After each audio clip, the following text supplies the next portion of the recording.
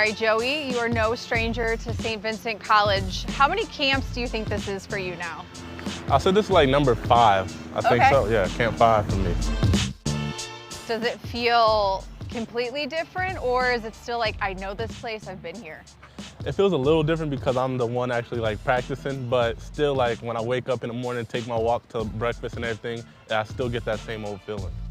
Go back to when you were little, when you were here at St. Vincent just as Joey Porter's kid.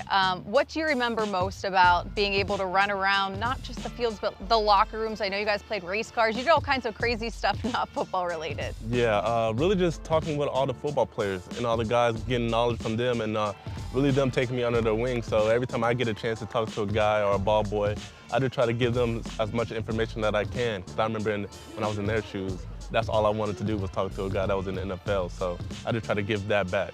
And then when you became a ball boy, take me through just like what a typical day was like for you here at camp.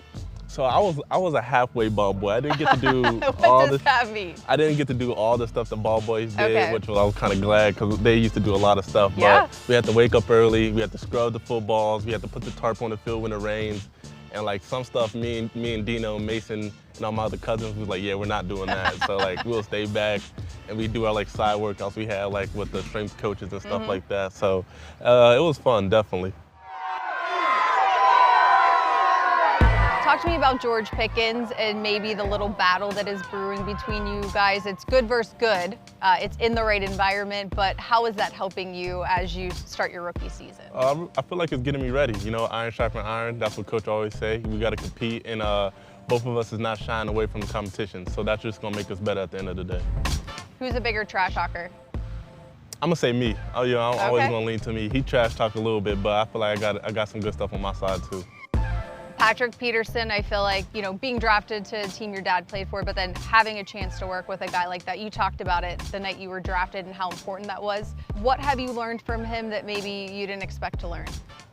It's so much. I can't even just talk about one thing. He's just been a real good asset to me and the team in general, just sitting over with me after practice, teaching me the nuggets of the game, going through film, teaching me different ways how to do different coverages. I mean, he's really been a real help to me since I've been here.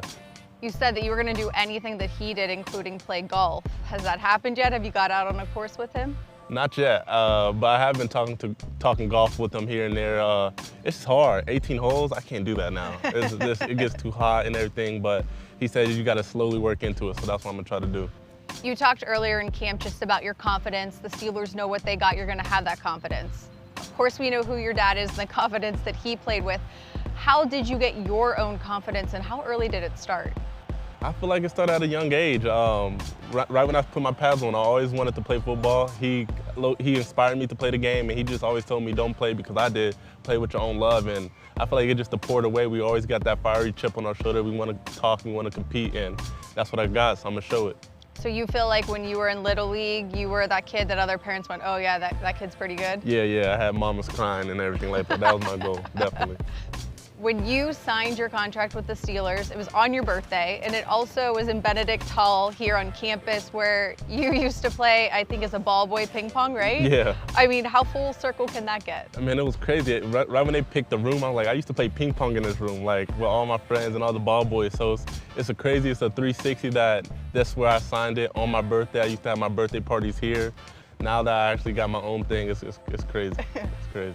In terms of draft night? Now you've been motivated to another level because we got some proof. Yeah. Hell yeah. And take it personal, as you should. The clip went viral. Have you gone back and watched that, or is that just something you know exactly what he said in that moment? Yeah, I go back and watch that here and there just because it was such a great moment that was captured. We didn't even know that there was rolling. I forgot I was mic'd up because it was just such an emotional moment for everybody that was with me. So yeah, if I want to get motivated or just see a great clip, I just go to that, and it gets me fired up all over again, definitely. Are you surprised how well it was received by the public? No, not really, because they got to see my dad on that side. Everybody used to see my dad as a trash talker. Hey, pick your head up. You might be able to block somebody. You wish you could block me. He couldn't block me if he wanted to. Always up and fiery, but they got to see a chance of him really just being a father to a son. And I feel like that was a great moment captured for both of us. You know, the Steelers are about to go on the clock. How long did that period of time feel? It felt like forever. It did, and I honestly didn't know what the Steelers were going to do at that moment. I didn't was like, oh yeah, they're going to pick me, they're going to pick me. I just sat there and was like, whatever happens, happens, especially off of the night before. I really didn't know what was going to happen because the draft is so crazy, like my dad was telling me. So I really just prepared for anything at that moment. Whose decision was it to jump in the car and go to the facility? It was Omar's. Yeah, oh. I was at home, and then he was like, come down to the facility. I was like, you sure right now? He's like, yeah, you're right across the street. So I was like, all right. And then I brought my whole family. Everybody was excited. I took a couple Steelers photos and everything. It was a great moment. Definitely so crazy. Training camp, the pads went on, the first preseason game. Do you get amped up for that? Do you get a little bit of nerves? What are the feelings for it? I feel like it's all both. I'm really excited. You know, it's my first time really putting on the Steelers jersey, going out there with the guys and going against another opponent. We've been going against each other for a little while now, so the fact that I could hit somebody else and cover somebody else, I'm really excited about that.